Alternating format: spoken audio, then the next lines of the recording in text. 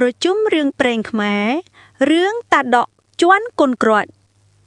ជំរាបសួរបងប្អូនពុកម៉ែទាំងអស់គ្នាដែលបានមកកាត់ YouTube ប្រជុំរឿងព្រេងនិទានខ្មែរ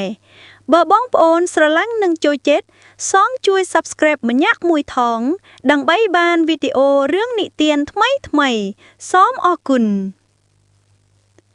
សត្វតាដកបានជាមានក្បាលតំប៉ែកប្រហែលត្រូវសត្វដទៃទៀតខូកថង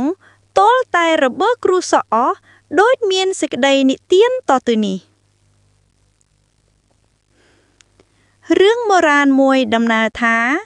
មានសត្វតាដកចាស់មួយដែលស្វែងរកអាហារសពទិសទីភូមិស្ថានដោយសារខ្លួនចរាបន្តិចទៅផងម្លោះហើយភ្នែកក៏មិនសូវពិនមើលផ្លូវណាឬសត្វតូចតាចក៏ពុំសូវឃើញតាដកដើរទៅស្ទើរដាច់សង្វែង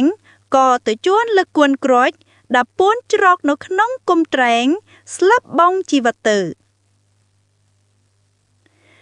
មេក្រូចក្តៅចិត្តខ្លាំងណាស់តែមិនដឹងធ្វើដូចម្ដេចព្រោះខ្លួនតូចតាចពុំហ៊ានតវ៉ាជាមួយនឹងសត្វតាដកដែលមានមាឌធំជង្គង់នោះឡើយមេក្រូចដែលស្វែងរកសត្វណាដែលស្លួតបូតមានកតេទៀងត្រង់អាចរកយុត្តិធម៌ឲ្យខ្លួនបានខ្លួននឹងនាំយករឿងទៅប្តឹងសត្វនោះឲ្យជួយជំរះក្តីសម្រាប់ទុកខ្លួនគ្រានោះក្រួយដើរទៅជួបនឹងសត្វគីងគកស្រីសួរថា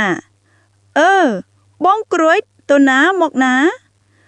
ក្រួយឮគីងគកសួរគួរសម្បកក៏ត្រេកអរណាស់ទើបចាប់និយាយរៀបរាប់រឿងដែលខ្លួនឈឺចិត្តប្រាប់គីងគកសពគ្រប់គីងគកក៏កោហៅតាដកមកសួរថាតាដកហេតុម៉េចបានជាទៅជន់កូនក្រួចឲ្យស្លាប់បង់ជីវិតដូចនេះតាដកឆ្លើយថាបានជាខ្ញុំជន់កូនក្រួចព្រោះខ្ញុំភ័យដោយមកពីខ្ញុំឃើញសត្វក្រសាវាហូតដៅខ្វះខ្ញុំនឹកថាប្រហែលជាមានសត្រូវមកដល់ទើបបានជាខ្ញុំស្ទុះម្នីម្នាមិនឃើញតែជន់កូនក្រួយដូច្នេះគីងកកក៏កោហៅសត្វក្រសាមកទៀតហើយសួរថាចុះហេតុអីបានជាក្រសាឯងហូតដាវនាំឲ្យតាដកភ័យស្ទុះជន់កូនក្រូចស្លាប់អស់យ៉ាងហ្នឹងក្រសាក៏ឆ្លើយភ្លាមថាបានជាខ្ញុំហូតដាវប្រញាប់ណាស់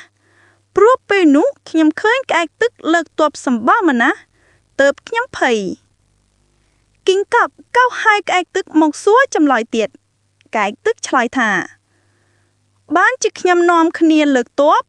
ព្រោះខ្ញុំឮសូរទលំវាវាយស្គរខ្ញុំស្មានតែមានគ្រោះអាសន្នអ្វីមកដល់ហើយបានខំនាំគ្នាលើកពលរាហេទៅរង់ចាំការពារនឹងសត្រូវនោះ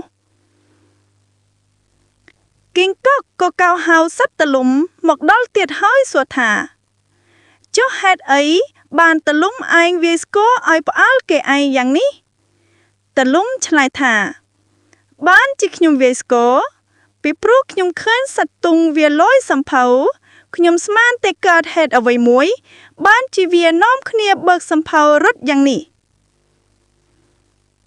គីងកកក៏កោហៅសត្វទុងមកទៀតទុងឆ្លើយថាធម្មតាខ្ញុំក៏រកស៊ីលើគោកដែរប៉ុន្តែពេលនេះបានជាខ្ញុំម្នីម្នានាំគ្នាលយសំភៅប្រញាប់ប្រញាល់រត់បន្តគ្នាដូច្នេះពីព្រោះឃើញតាដកវាស្ពាយយ៉ាមក៏ស្មានតែមានអសន្នកាលមកដល់ហើយ